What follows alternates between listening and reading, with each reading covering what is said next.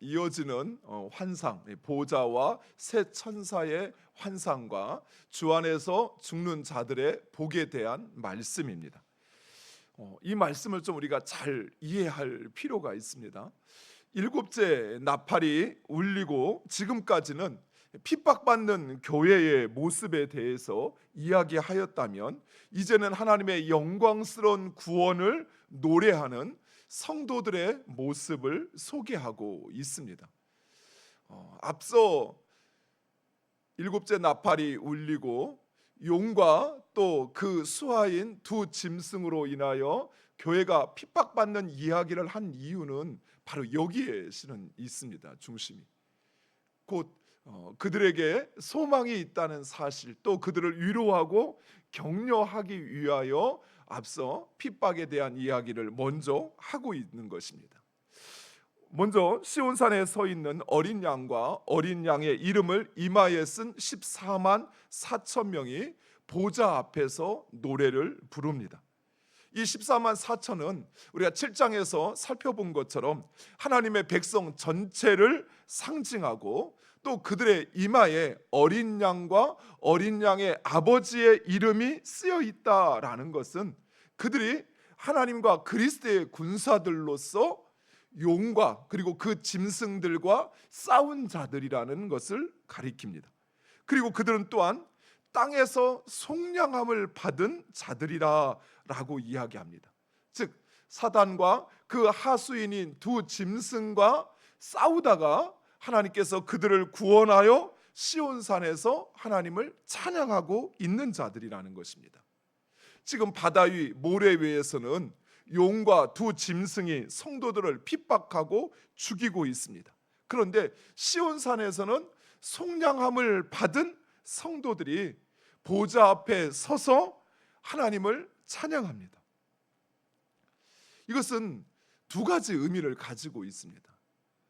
첫 번째, 우리가 이 땅에서 핍박을 받으나 그러나 하나님께서는 결국 우리들을 지키시고 보호하시어서 그 하나님의 보좌 앞에서 승리의 노래, 새 노래를 부르게 하실 것을 보여주는 것이기도 합니다. 즉 하나님은 환난과 핍박 속에서도 성도들을 끝까지 지키시고 보호하신다는 것입니다. 또 하나는 그들이 핍박을 받아 이 세상에서 고난받고 죽을지라도 그러나 하나님께서는 그들을 다시 살리시어 하나님의 보좌 앞에 서게 하시며 하나님을 영원토록 찬양하게 하신다는 것입니다. 이 말씀은 마치 스데반 집사님의 순교 장면을 연상케 합니다. 초대교회 7 집사 중에 한 사람이었던 스데반 집사는 예수 그리스도를 전하면서 큰 기적과 이적을 행하자 공회의 장로들이 스데반을 붙잡아 신문을 합니다. 그런데 신문을 받으면서 사람들에게 무시당하고 또 핍박받는 이 스데반이 그 신문 받는 중에 하늘문이 열리고 예수께서 하나님 우편에 서신 것을 보고 그것을 증거하자 사람들이 돌을 쳐서 스데반을 죽입니다.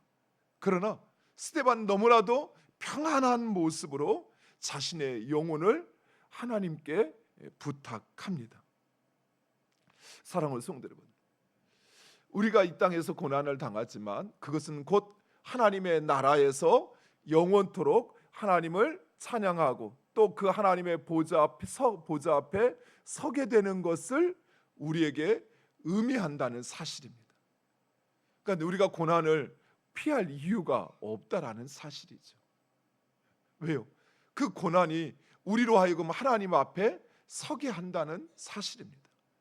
또한 우리가 비록 고난을 당하고 세상에서 죽을지라도 그러나 하나님은 우리를 다시 살리시어 하나님의 보좌 앞에 서게 하신다는 사실입니다. 이것이 우리의 소망인 것이지요. 그래서 우리는 결코 그 환난과 핍박 속에서도 신앙을, 그 믿음을 끝까지 지켜야 한다는 것입니다. 이처럼 사랑하는 성도 여러분, 환난과 핍박 가운데서도 하나님은 주의 백성들을 지키실 뿐만 아니라 죽음도 결코 우리를 향한 하나님의 사랑을, 또 그 죽음도 그 하나님의 일하심을 막을 수도 끊을 수도 없다는 사실을 기억하시기 바랍니다. 무엇보다도 최후의 승자는 바로 우리들이라는 사실입니다. 우리의 눈에 보이는 것은 마치 세상의 권세를 잡고 그 힘을 가진 이 짐승들, 또 짐승을 따르는 그 표를 받은 자들이 승리하는 것처럼 보여도 결국 주의 백성들만이, 즉 예수와 하나님의 그 이름을 받은 자들만이 시온산에 서서 승리의 찬양을 부르게 된다는 사실입니다. 우리의 싸움은 결코 무의미한 것이 아니라는 것이, 우리가 세상에서 예수 그리스도 때문에, 예수 그리스도로 인하여, 또 예수 그리스도를 위하여 당하는 고난은, 그 당하는 무시와 핍박은, 그것은 오히려 하나님의 보좌 앞에 우리로 서게 하는 근거가 된다는 것입니다. 이어서 새 천사의 환상은 이러한 승리와 그리고 세상에 대한 심판에 대한 선언입니다. 이것은 성도들로 하여금, 즉 세상에서 핍박을 당하는 성도들로 하여금 믿음으로 인내할 수 있게 하기 위한 위로와 격려라고 할 수 있습니다. 먼저 첫 번째 천사가 영원한 복음을 가지고 공중을 날아가며 땅에 거주하는 자들에게 하나님의 심판이 이르렀으니 하나님을 경배하며 영광을 돌리라라고 선언합니다. 먼저 이 천사는 영원한 복음을 가졌다라고 이야기합니다. 이 영원한 복음은 바로 예수 그리스도의 복음으로 모든 사람이 필요로 하며 모든 사람을 구원할 수 있는 복음입니다. 그리고 공중을 지나간다라는 것은 시급하게 메시지를 전하고 있음을 보여주는 것입니다. 또한 그 메시지의 대상자는 땅에 거주하는 이들, 곧 모든 민족과 종족과 방언과 백성에게 전할 복음이라는 사실입니다. 사랑하는 성도 여러분, 이 세상에 복음이 필요 없는 사람은 없습니다. 왜냐하면 예수 그리스도의 복음은 세상을 구원할 유일한 길이기 때문입니다. 우리가 이 세상에서 가장 잘 사는 길, 또는 세상을 가장 행복하게 사는 길에 대하여 수많은 사람들이 이야기합니다. 이렇게 하면 잘 살고, 이렇게 하면 노후가 평안할 것이고, 이렇게 하면 너의 인생이 성공적일 것이다 라는 그런 우리에게 그런 가르침을 주는 책이나 또는 사람들이 수도 없이 많습니다. 그러나 그 모든 것은 진정한 복음이 아니지요. 왜냐하면 그것은 결국 잠시 잠깐이요, 또한 완전하지 않은 불완전한 평안과 행복을 이야기하기 때문입니다. 즉 언제 사라질지 빼앗길지 모르는 그 방법을 제시하지만, 그러나 예수 그리스도의 복음은 영원합니다. 우리의 삶을 하나님의 나라로 인도할 뿐만 아니라 그 복음이야말로 어떤 사람이든 어떤 상황에서든 우리를 구원하는 유일한 길이라는 사실입니다. 그래서 그 예수 그리스도의 복음을 필요로 하지 않는 사람은 세상에 아무도 없습니다. 그러나 사람들은 정작 그 복음을 말하며고 또 그 복음을 찾으면서도 정작 예수 그리스도의 복음을 거부하고 외면합니다. 왜 그럴까요? 그것은 바로 그들이 택함 받지 못하였다는 사실을 반증하는 것입니다. 그들이 복음을 듣고도 그 복음에 마땅히 응답해야 될, 반응해야 될 그 복음 앞에 자신을 맡기고 그 복음에 순종하지 못하는 이유가 뭘까요? 그것은 바로 그들이 하나님의 택함받지 못한 자들이기에 복음을 들어도 깨닫지 못하고 또 그 복음에 자신의 삶을 맡기지 못하는 것입니다. 또한 스스로 복음을 거부하였다는 것은 그들이 그 심판을, 하나님의 심판을 면할 수 없음을 말해주고 있다는 것입니다. 사랑하는 성도 여러분, 하나님께서 때로는 우리에게 고난을 주시죠. 또 내 삶에 어려움을 주시어서 예수 그리스도 아니면 내가 살 수 없다라는 것을 우리로 다시 한번 깨닫게 하시고 또 경험하게 하시는 이유가 무엇일까요? 그것은 단순히 고난 가운데서 예수 그리스도를 찾으라는 것이 아니라 너의 삶의 진정하고 유일한 소망은 오직 예수 그리스도라는 것을 말씀해 주고 있는 것입니다. 그 길에서 떠나지 말라는 것이에요. 고난이 있을 때뿐만 아니라 고난이 없을 때에도 예수 그리스도, 그분이 진정 나의 유일한 구원이시오, 또 나를 가장 복된 길로, 영원한 길로, 승리의 길로 인도하실 분이라는 사실을 우리로 깨닫게 하시기 위함인 것입니다. 고난이 찾아오면 반짝 주를 찾다가 또 지나가면 주님으로부터 멀어지는 그것이 아니라 우리로 하여금 오직 예수 그리스도, 그분만이 진정한 복음이요 우리가 살 길이라는 것을 우리로 끊임없이 깨닫게 하는 거예요. 근데 이 어리석은 죄인들이 깨닫지를 못해요. 도저히 내가 살 수 없을 지경이 돼서야 손을 들고 주님 앞에 나오죠. 그것이 아니라 내 삶에서 유일한 복음은 돈도, 증권도, 땅도, 이 세상의 그 어떤 것도 아니라 오직 예수 그리스도라는 것을 우리에게 말씀하고 있는 것입니다. 사랑하는 성도 여러분, 우리는 예수 그리스도, 그분이 가신 길, 또 그분이 우리에게 전하여 주신 복음에서 결코 떠나지 말아야 합니다. 왜냐하면 오직 그 예수 그리스도만이 참 복음이시기 때문에 그래요. 마지막 세 천사 가운데 첫 번째 이 천사가 하늘을 급히 지나가면서 모든 사람에게 복음을 전한다라고 하는 것은 이제 하나님의 심판이 곧 실현되어진다, 최후의 심판이 실현되어진다라는 것을 말씀하고 있습니다. 우리가 요한계시록을 보면서 기억해야 될 게, 최후의 심판이라는 개념이 성경에서는 크게는 두 가지 개념으로 사용되어집니다.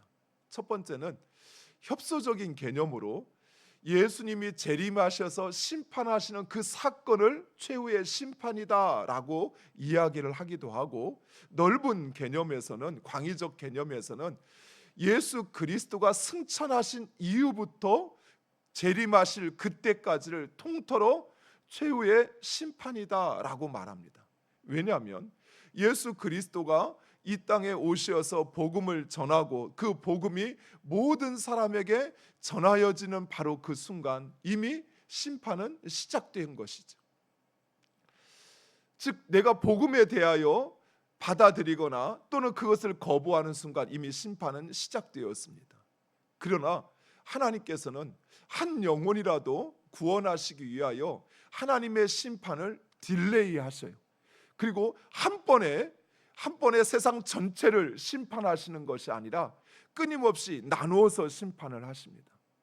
그러니까 한 번에 땅이 와르르 다, 지구의 땅이 무너지거나 저 하늘의 별이 무너지거나 또는 이 바다가 무너지는 것이 아니라는 것이, 조금씩 그것은 우리로 하여금 아직 회개하지 못한 자들로 하여금 복음을 듣고 회개하게 하시기 위한 하나님의 긍휼의 마음인 것입니다.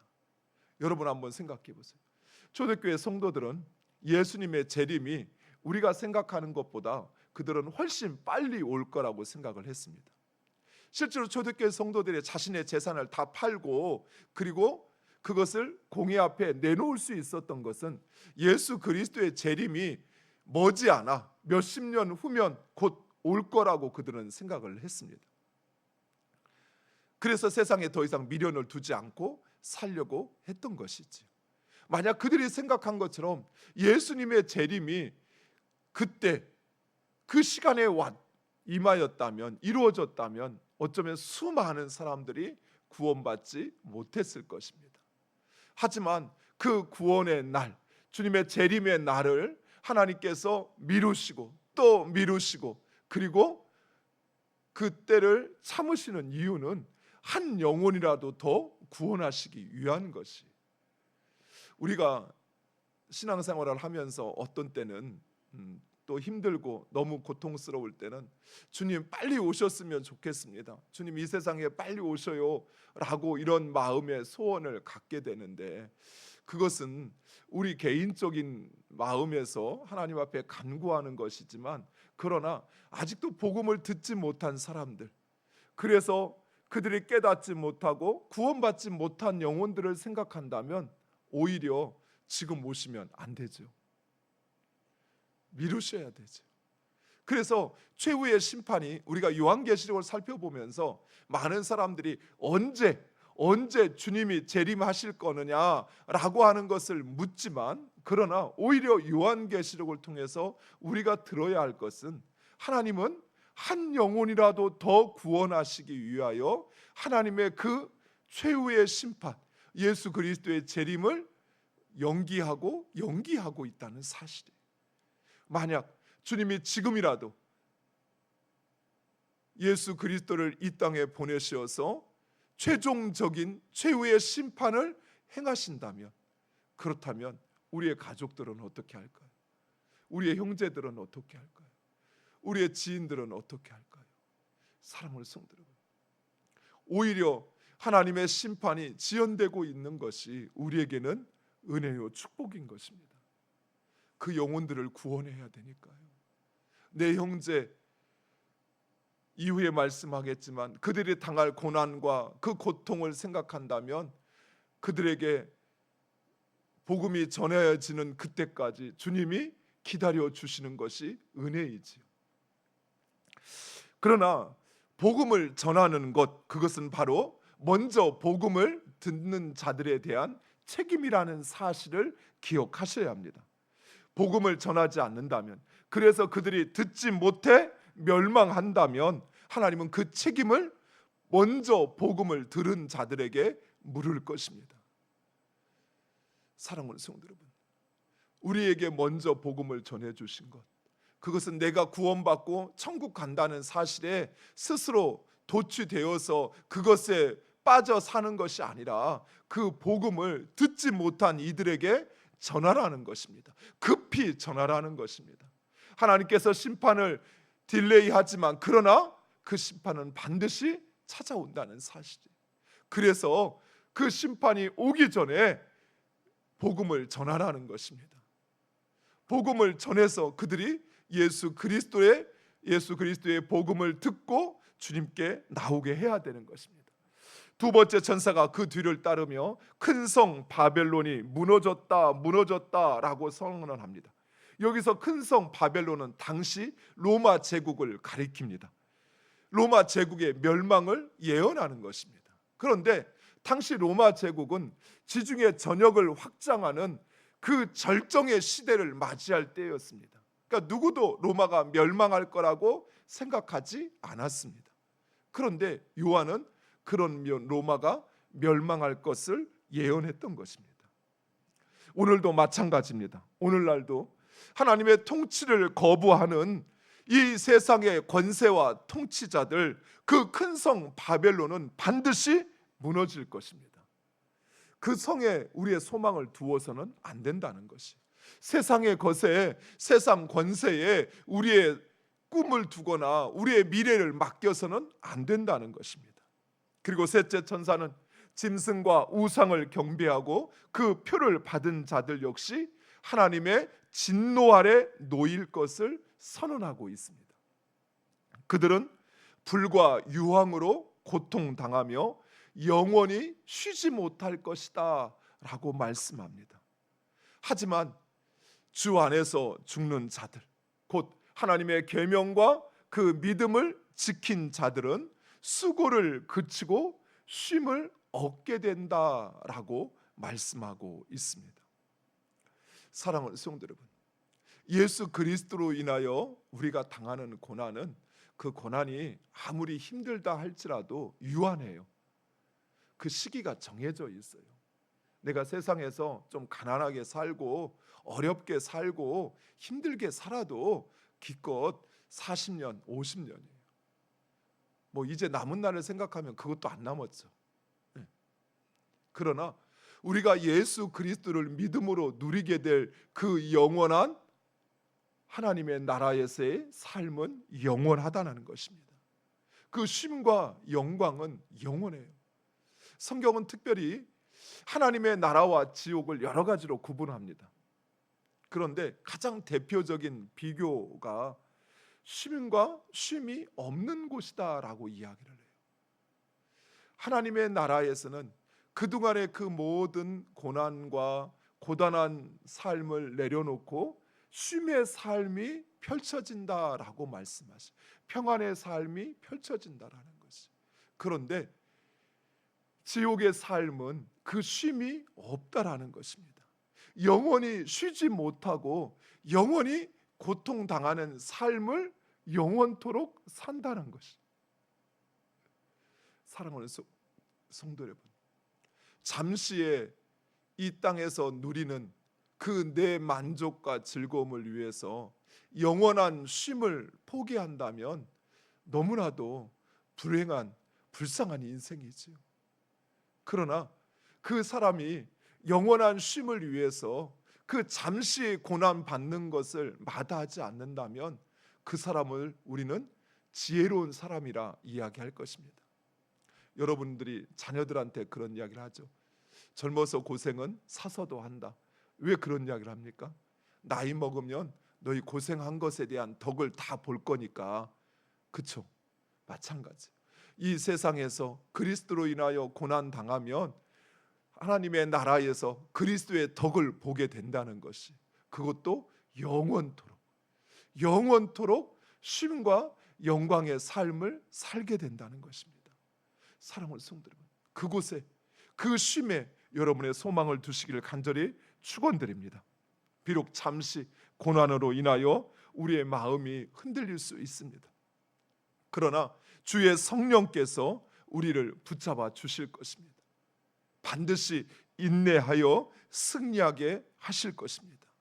사랑하는 성도 여러분, 그것을 위하여 기도하는 여러분 되시기를 간절히 축원드립니다. 세상의 도전과 핍박과 유혹이 아무리 강할지라도 믿음으로 인내하고 그리고 그 고난을 이기고 승리할 수 있도록 우리에게 힘과 능력을 달라고 기도하시기 바랍니다. 그러면 하나님께서 능히 우리로 하여금 이 때를 지나갈 힘과 소망을 허락하실 것입니다. 기도하겠습니다.